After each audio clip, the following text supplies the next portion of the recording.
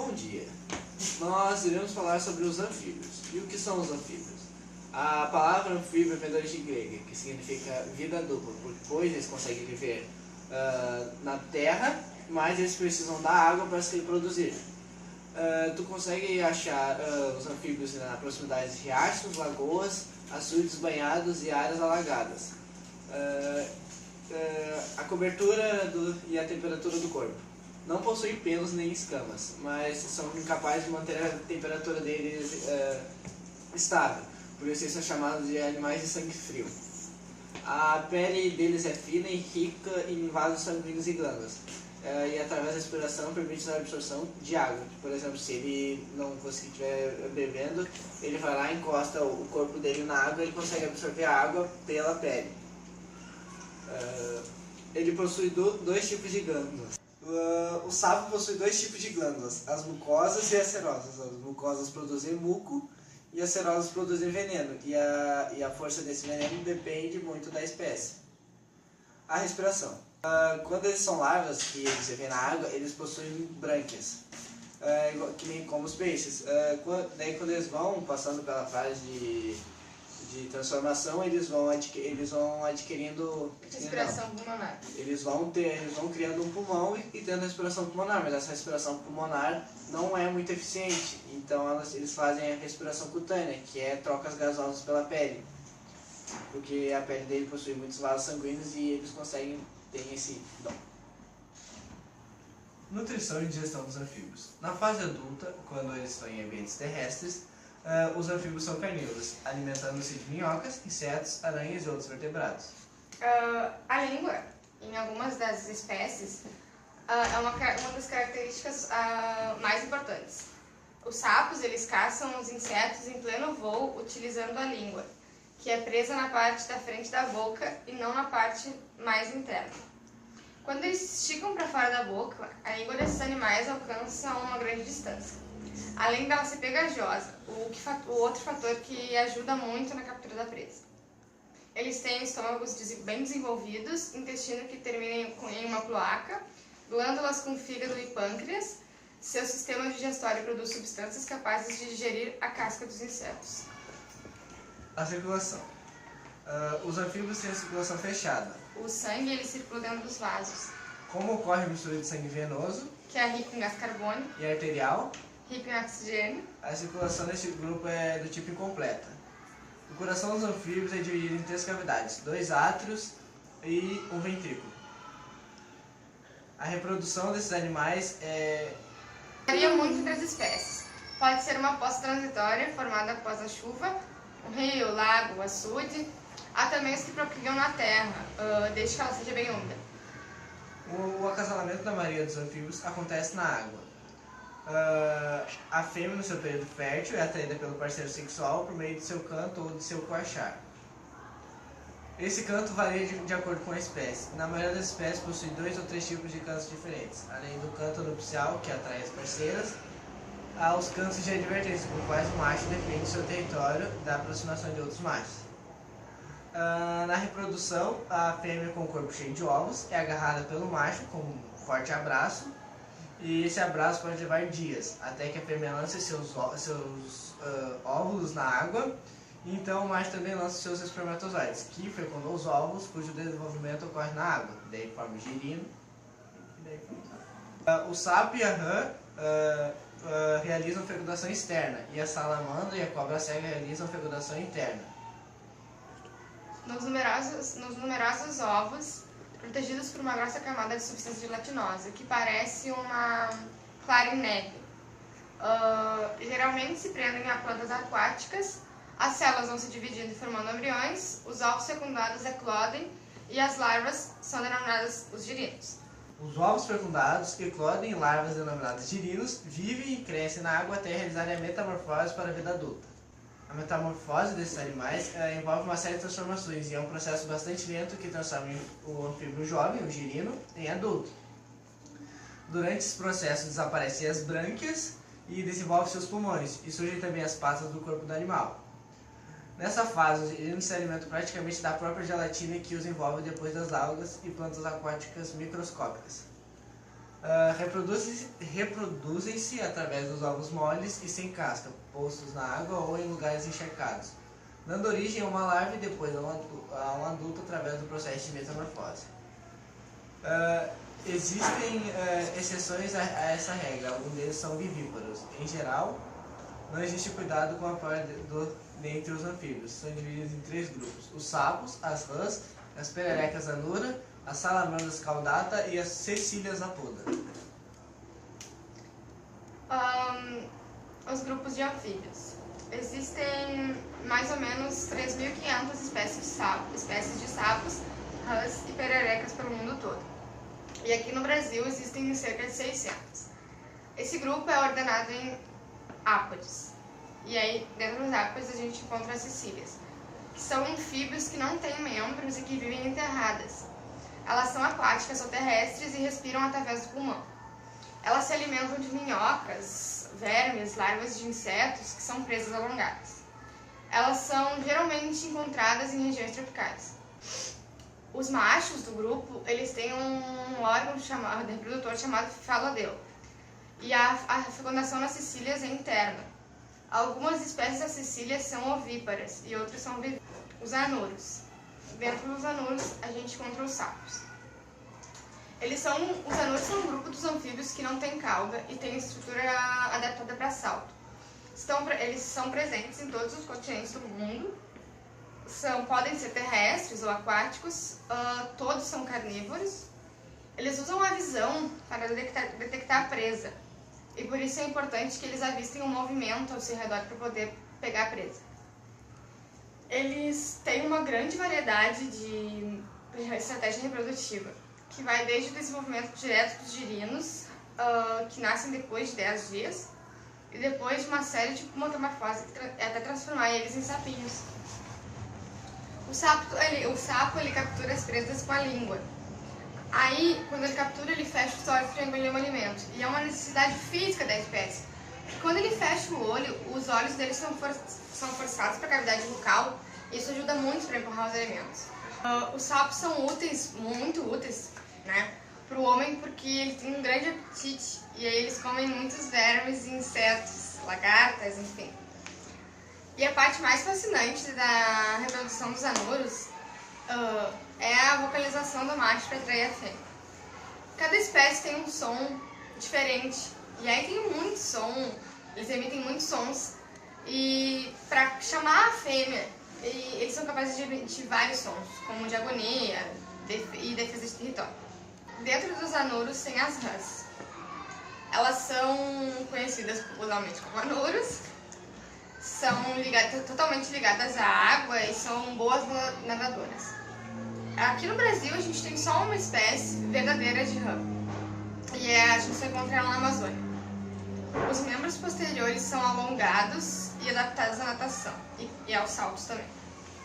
As rãs verdadeiras, elas têm membranas entre os dedos, como num pé de pato. Elas se alimentam de caramujos, lesmas, insetos e também apanham com a língua. O acasalamento das rãs dura 24 horas. A fêmea põe cerca de 2.000 a 3.000 ovos por vez. As pererecas. A perereca pertence à família das racoforídeas. Existem cerca de 150 espécies. A pele dela é muito mais lisa que a dos sapos e ela possui nas extremidades dos dedos pequenas almofadas adesivas, e isso serve para elas se prenderem aos galhos das árvores. Elas são capazes de realizar voos de quase 2 metros, e quando elas vão botar os ovos delas, elas escolhem uma árvore e depositam os ovos nas folhas. E isso é envolvido por uma substância pegajosa que é parecida com clara batida em neve. E aí, quando os girinos nascem, eles fabricam uma substância que tira eles da própria substância que eles depositaram nas folhas. E aí eles caem no pântano e assim começa a vida aquática. Elas são comumente encontradas em banheiros de casas, nas chácaras e sítios. Urodelas. As salamandras de fogo. Elas são encontradas em regiões arborizadas, principalmente na Europa e no norte da África, e têm hábitos essencialmente noturnos. Elas geralmente hibernam e secretam um veneno que protege de predadores. O veneno é produzido por glândulas localizadas na parte de trás da cabeça, aqui, e é muito forte. Se o Rufus tentar morder uma salamandra, ele vai morrer, porque o veneno é muito forte. E ao contrário dos outros anfíbios, a salamandra, ela se acasala em terra firme. E aí depois da fecundação, os ovos se desenvolvem dentro do órgão genital da fêmea. E aí as larvas nascem da fêmea numa corrente de água.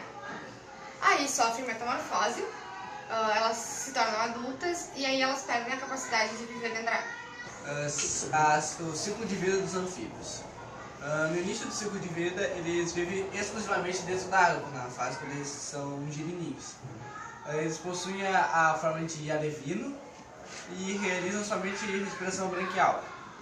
Após sua metamorfose, eles deixam de depender exclusivamente do ambiente aquático e passam a sobreviver em habitat terrestre. Apesar de possuir pulmões, seus alvéolos são insuficientes para as trocas gasosas necessárias para sua sobrevivência.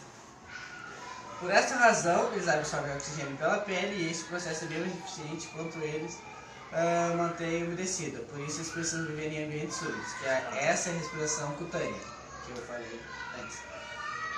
As espécies mais conhecidas são sapos, tritões, salamandras, pererecas e rãs, que eu falei.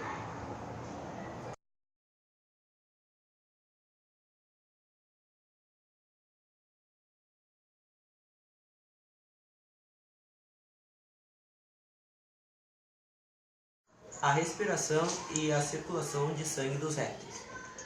A respiração dos répteis é pulmonar. Seus pulmões são mais desenvolvidos que os dos anfíbios, apresentando dobras internas que aumentam a sua capacidade respiratória. Os pulmões fornecem aos répteis uma quantidade suficiente de gás oxigênio, o que torna a respiração por meio da pele. Aliás, com a grande quantidade de queratina que apresenta nos répteis, a pele torna-se praticamente impermeável, o que impossibilita a aquisição de gás oxigênio. O coração da maioria dos répteis apresenta 2 átrios e 2 ventrículos, parcialmente divididos. Nos ventrículos ocorre mistura de sangue oxigenada com sangue não oxigenado. Nos répteis crocodilianos, os 2 ventrículos estão completamente separados, mas o sangue oxigenado e o sangue não oxigenado continuam se misturando, agora fora do coração. Alimentação e digestão dos répteis. Em sua maioria, os répteis são animais carnívoros. Algumas espécies são herbívoros e outros são onívoros. Eles possuem sistema digestório completo. O intestino grosso termina na cloaca. A reprodução dos répteis.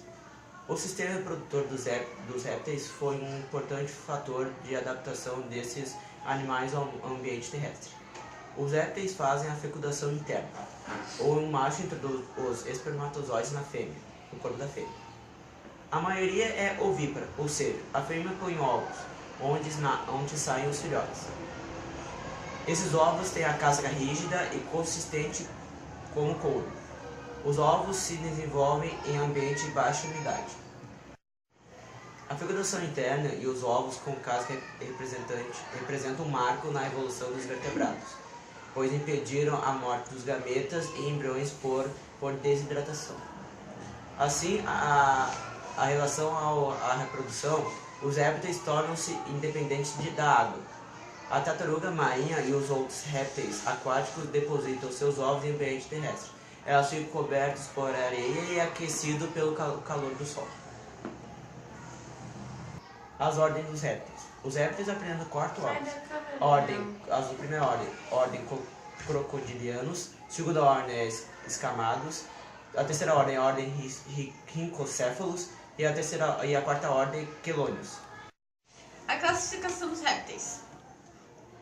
Começando pelos quelônios. São caracterizados pela presença de carapaça óssea complexa. Os escamados. Os escamados são divididos em 2 grupos, os lacertílios e os anfíbios. Os lacertílios são a ordem dos escamados que inclui animais designados por lagartos. O grupo caracteriza pela presença de 4 patas, pálpebra nos olhos e ouvidos externos.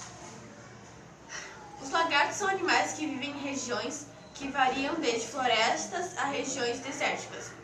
Possuem hábitos que variam de arborícola e fossório. São desde herbívoros a eficientes predadores. Os ofídeos. Os ofídeos são conhecidos também como cobras ou serpentes. Esses animais apresentam características como o corpo alongado, coberto por escamas, trocam a pele em medida que crescem, ou seja, eles estão sempre trocando de pele, não possuem membros locomotores, por isso eles se arrastam, não possuem ouvido externo, apenas eles sentem vibrações através do solo, os crocodilianos. A ordem Crocodilia inclui os maiores répteis da atualidade, e eles estão entre os maiores vertebrados. Todas as espécies são semi-aquáticas, encontradas em pântanos, lagos e rios. As características externas que diferenciam os crocodilos de outros répteis são, na maioria das vezes, a adaptação ao estilo de vida aquático. A maior parte do movimento para nadar é feito pela cauda, os rincocéfalos.